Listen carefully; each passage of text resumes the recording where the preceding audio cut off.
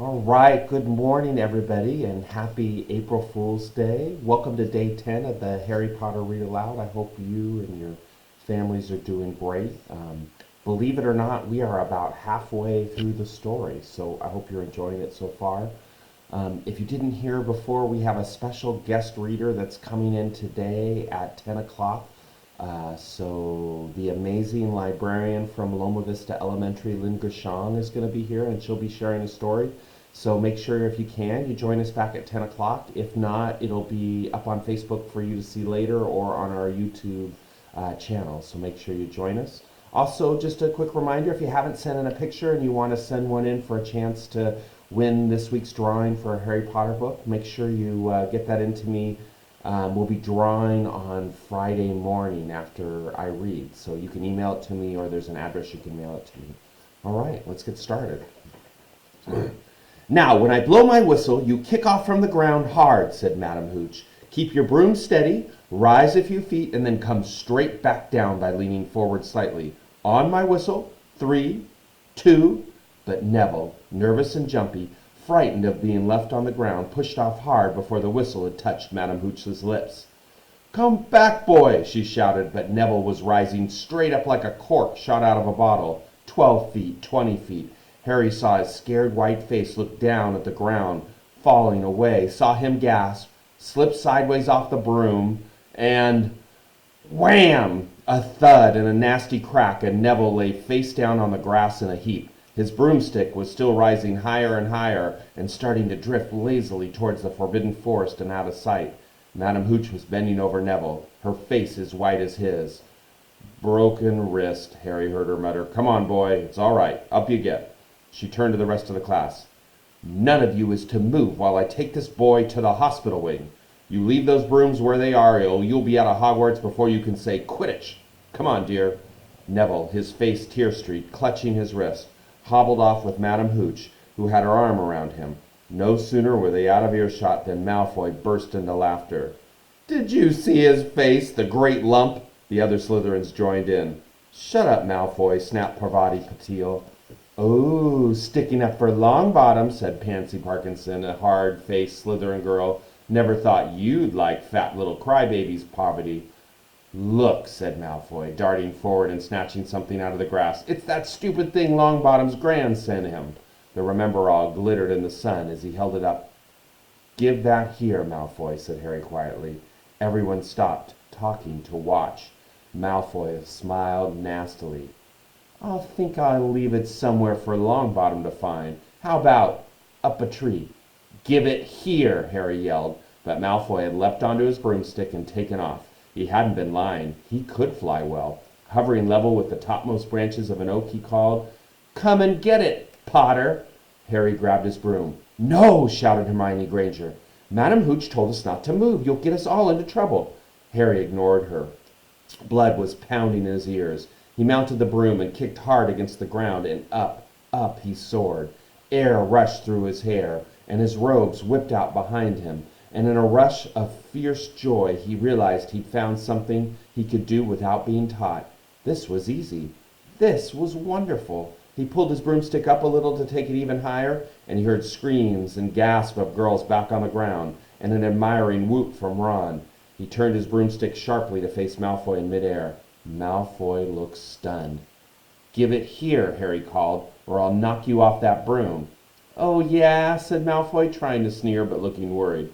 Harry knew, somehow, what to do. He leaned forward and grasped the broom tightly in both hands, and it shot towards Malfoy like a javelin.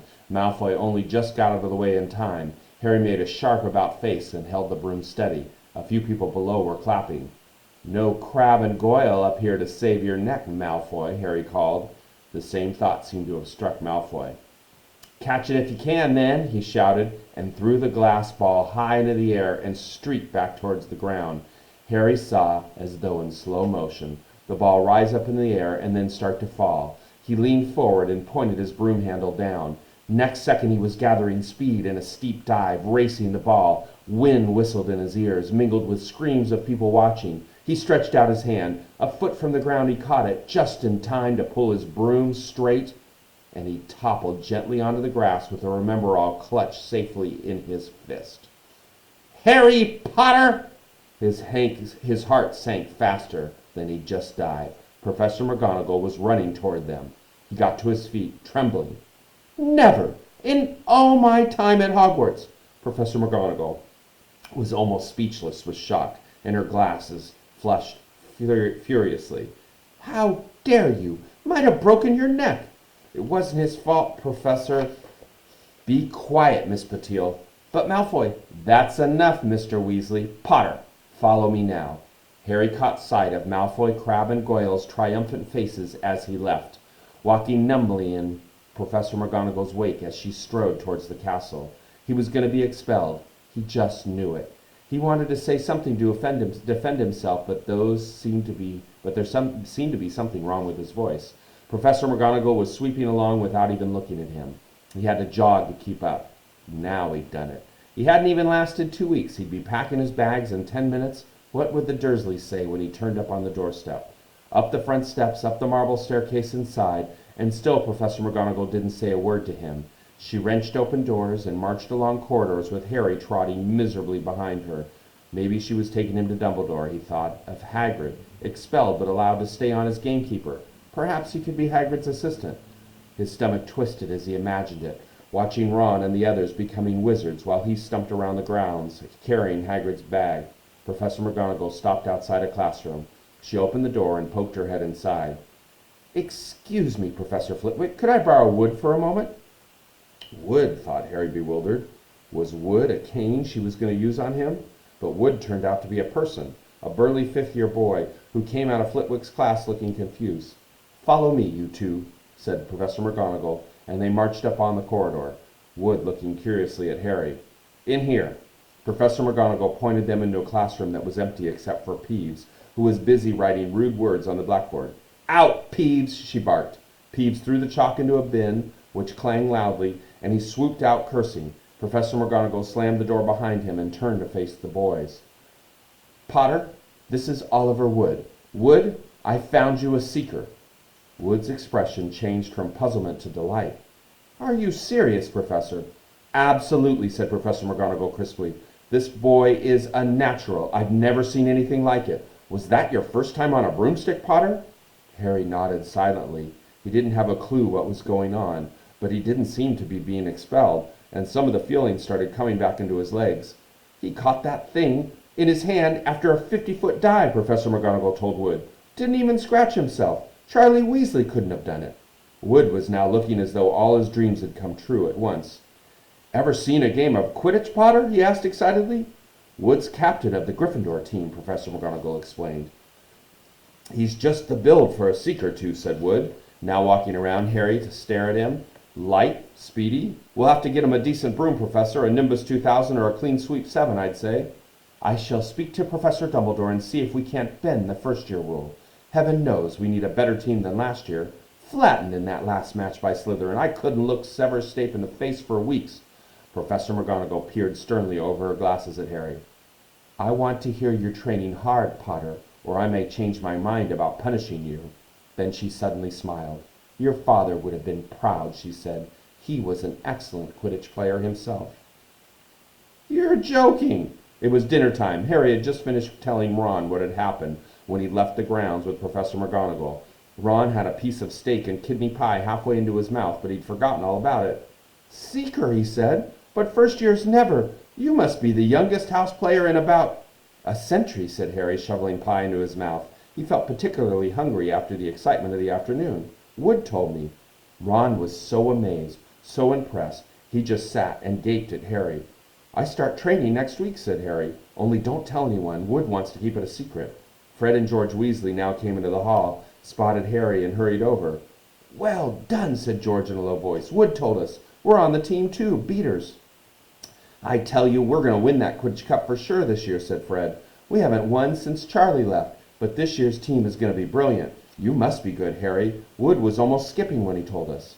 Anyway, we've got to go. Lee Jordan reckons he's found a new secret passageway out of the school. Bet that's the one behind the statue of Gregory the Smarmy that we found in our first week. See ya. Fred and George had hardly disappeared when someone far less welcome turned up. Malfoy, flanked by Crabbe and Goyle. Having a last meal, Potter? When are you getting on that train back to the Muggles?" "You're a lot braver now that you're back on the ground and got your little friends with you," said Harry coolly.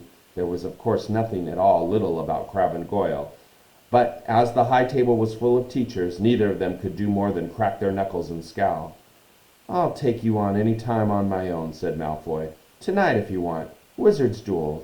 Wands only, no contact. What's the matter? Never heard of a wizard's duel before, I suppose?" "Course he has," said Ron, wheeling around. "I'm his second. Who's yours?" Malfoy looked at Crabbe and Goyle, sizing them up. "Crabbe," he said. "Midnight, all right? We'll meet you in the trophy room. That's always unlocked." When Malfoy had gone, Ron and Harry looked at each other.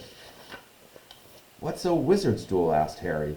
"And what do you mean, you're my second?" "Well, a second's there to take over if you die," said Ron casually, getting started on the last bit of cold pie. Catching the look on Harry's face, he added quietly, "But people only die in proper duels. You know, with real wizards. The most you and Malfoy will be able to do is send sparks at each other. Neither of you knows enough magic to do any real damage. I'll bet he expected you to refuse anyway." "And what if I wave my wand and nothing happens?" "Throw it away and punch him in the nose," Ron suggested. "Excuse me?" They both looked up. It was Hermione Granger. "Can't a person eat in peace in this place?" said Ron. Hermione ignored him and spoke to Harry. "I couldn't help overhearing what you and Malfoy were saying." "Bet you could," Ron muttered. "And you mustn't go wandering around the school at night.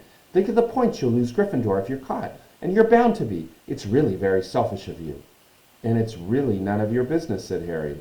"Goodbye," said Ron. All the same, it wasn't what you'd call the perfect end of the day, Harry thought, as he lay awake much later listening to Dean and Seamus falling asleep. Neville wasn't back from the hospital wing. Ron had spent all evening giving him advice such as, "If he tries to curse you, you better dodge it, because I can't remember how to block by then." There was a very good chance that they were going to get caught by Filch or Mrs. Norris, and Harry felt he was pushing his luck, breaking another school rule today. On the other hand, Malfoy's sneering face kept looming up out of the darkness. This was his big chance to beat Malfoy face to face. He couldn't miss it. 11:30, Ron muttered at last. "We'd better go." They pulled on their bathrobes, picked up their wands, and crept across the tower room, down the spiral staircase, and into the Gryffindor common room. A few embers were still glowing in the fireplace, turning all the armchairs into hunched black shadows. They had almost reached the portrait hole when a voice spoke from the chair nearest them. "I can't believe you're going to do this, Harry." A lamp flickered on. It was Hermione Granger, wearing a pink bathrobe and a frown. "You," said Ron furiously. "Go back to bed." "I almost told your brother," Hermione snapped. "Percy, he's a prefect. He'd have put a stop to this." Harry couldn't believe anyone could be so interfering. "Come on," he said to Ron. He pushed open the portrait of the fat lady and climbed through the hole. Hermione wasn't going to give up that easily. She followed Ron through the portrait hole, hissing at him like an angry goose. "Don't you care about Gryffindor? Do you only care about yourselves? I don't want Slytherin to win the House Cup, and you'll lose all the points I got from Professor McGonagall for knowing all about switching spells." "Go away." "All right, but I warned you. You just remember what I said when you're on the train home tomorrow. You're so—" But what they were, they didn't find out. Hermione had turned to the portrait of the fat lady to get back inside and found herself facing an empty painting. The fat lady had gone on a nighttime visit, and Hermione was locked out of Gryffindor Tower.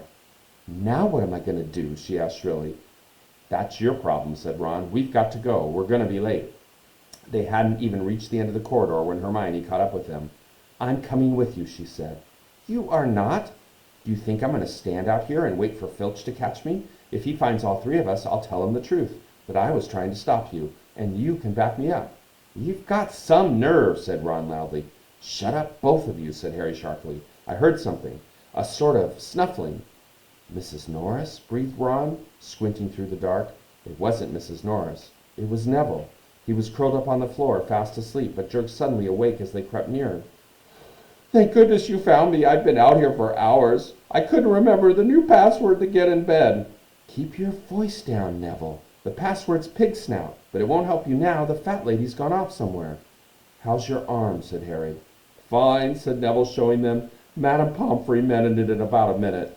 "Good. Well, look, Neville, we've got to be somewhere. We'll see you later." "Don't leave me," said Neville, scrambling to his feet. "I don't want to stay here alone. The Bloody Baron's been passed twice already." Ron looked at his watch and then glared furiously at Hermione and Neville. If either of you get us caught, I'll never rest until I've learned that curse of the bogies Cruel told us about and used it on you." Hermione opened her mouth, perhaps to tell Ron exactly how to use the curse of the bogies, but Harry hissed at her to be quiet and beckoned them all forward. They flitted along corridors, striped with bars of moonlight from the high windows. At every turn, Harry expected to run into Filch or Mrs. Norris, but they were lucky. They sped up a staircase to the third floor and tiptoed towards the trophy room. Malfoy and Crabbe weren't there yet. The crystal trophy cases glimmered where the moonlight caught them. Cups, shields, plates, and statues winked silver and gold in the darkness. They edged along the walls, keeping their eyes on the doors and either end of the room. Harry took out his wand in case Malfoy leapt in and started at once. The minutes crept by. "He's late. Maybe he's chickened out," Ron whispered. Then a noise in the next room made them jump. Harry had only just raised his wand when they heard someone speak, and it wasn't Malfoy. "Sniff around, my sweet. They may be lurking around a corner." It was Filch, speaking to Mrs. Norris. Horror-struck, Harry waved madly at the other three to follow him as quickly as possible. They scurried silently towards the door, away from Filch's voice. Neville's robes had barely whipped around the corner when they heard Filch enter the trophy room. "They're in here somewhere," they heard him mutter. "Probably hiding." "This way," Harry mouthed to the others, and petrified they began to creep down a long gallery full of suits of armor. They could hear Filch getting nearer. Neville suddenly let out a frightened squeak and broke into a run. He tripped, grabbed Ron around the waist, and the pair of them toppled right into a suit of armor. The clanging and crashing were enough to wake the whole castle. "Run!" Harry yelled, and the four of them sprinted down the gallery, not looking to see whether Filch was following. They swung around the doorpost and galloped down one corridor then another, Harry in the lead without any idea where they were or where they were going. They ripped through the tapestry and found themselves in a hidden passageway, hurtled along it, and came out near their charms classroom, which they knew was miles from the trophy room. "I think we've lost him," Harry panted, leaning against the cold wall and wiping his forehead. Neville was bent double, wheezing and sputtering.